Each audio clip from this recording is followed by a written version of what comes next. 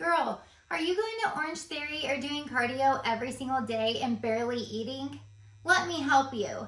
You do need to be in a calorie deficit to lose fat, but chronically eating too little food, you're restricting how many nutrients are coming into your body. And then add in overtraining and we start to fight an uphill battle. So what do? We track our food and we get our food up to a higher number. So I built a plan for you.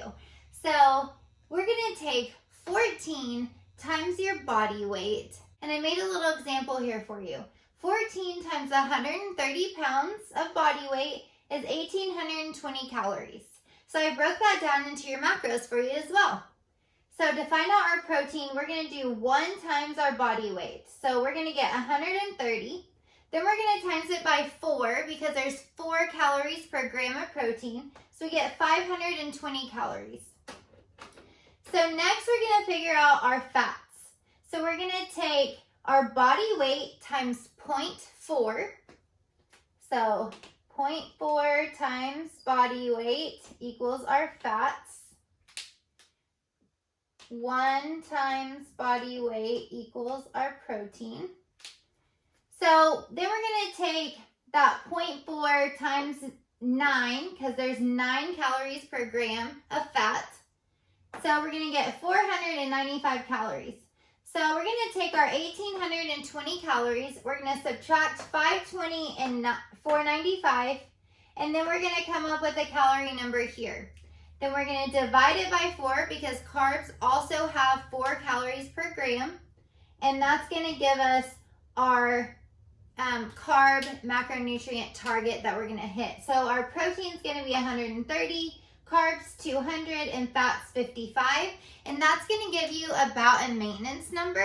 So what you can do is put that in your MyFitnessPal, track your weight for 2 to 3 weeks, be really consistent on hitting those targets. If your weight goes down, great, you're making progress. If it stays the same and you were consistent, then go down.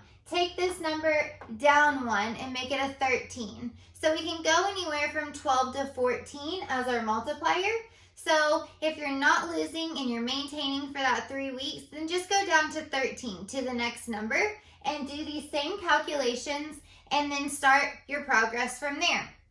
Track your weight for 2 to 3 weeks, be consistent. Don't change your calories after a week or so. Give it some time, let your body adapt to that. So next is our training plan. We want to get a strength training plan. If you're doing cardio every single day and you're not lifting, then you're not going to set yourself up to look how you want to look once you lose that fat. So let me help you out there as well.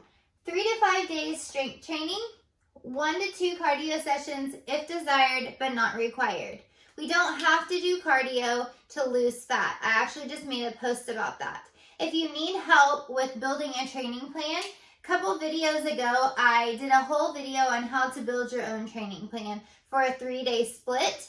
You can always reach out to me too if you'd like to do 4 or 5 days and I can help you out there. But I hope this helps you. I hope you get some strength training in your plan, start eating more and fueling your body for the workouts that you're doing. If you want to keep doing Orange Theory because you love it, then just do that. But make sure you're eating enough to fully recover from those types of workouts. Sometimes what we do is we rush through our day. We're a mom, we're taking our kids to practice, and we're like, oh my gosh, I forgot to eat, but I have Orange Theory class. And it's really hard to recover. It's really hard to see progress if we're not eating enough food, our metabolism isn't in a good spot, and we're not lifting weights and properly training. I hope this helped you guys, and I hope you see great results this 2020. If you need anything, you can reach out to me and I'll answer any questions.